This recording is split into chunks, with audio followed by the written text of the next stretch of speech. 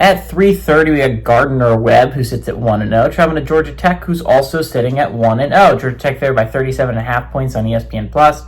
Haynes King last week with 13-20, threw for 143 yards, 0 touchdowns, 1 interception, but his insane ground game is what led them to the victory against Colorado. He went at 19 carries for 156 yards and 3 touchdowns. Bailey Stockton was their leading receiver with 4 catches for 48 yards.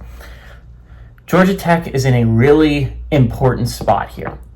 They should win this one, right? They're coming off a big win against Colorado last week where they survived. They played a closer game against Colorado than I would have liked, but they survived that game. They sit at 1-0, likely going to be 2-0. They play a massive game next week against Clemson. If you can go on the road and find a way to beat Clemson, you're going to put yourself in such an insanely great position if you're Georgia Tech and the Yellow Jackets, right? You look at it from this perspective. Georgia Tech has 2 ranked teams on their schedule. That's not an insane amount. That is a very doable amount if you're Georgia Tech. Georgia Tech's schedule honestly works out where it's not the worst schedule on planet Earth when it comes to trying to make a college football playoff berth. Yes, you will likely, I think, have to beat Louisville. That's on the schedule. But you avoid Miami, you avoid SMU, and you avoid Florida State.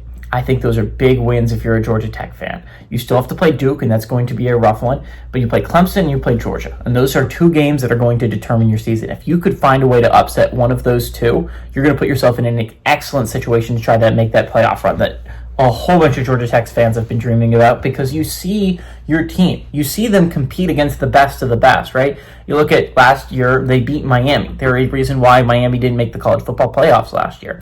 Outside of Syracuse, they were the only team to beat Miami in the regular season.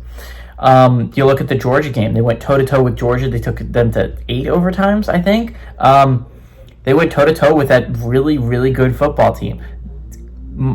Georgia Tech has showed that they can play up to their competition at any level. The question is, can they play consistent enough that they can get in themselves in a spot where they can make the college football playoffs? And so far, they haven't. Last year, I would say a lot of that was on the Haynes King injury. If Haynes King can stay healthy this year, if he can be the quarterback, I think we all have watched Georgia Tech play football, know he can be. This is his last year as a Yellow Jacket.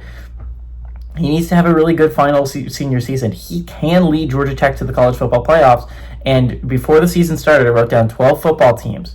12 football teams I thought that were outside the top 25 that could make a college football playoff run. Georgia Tech was one of them.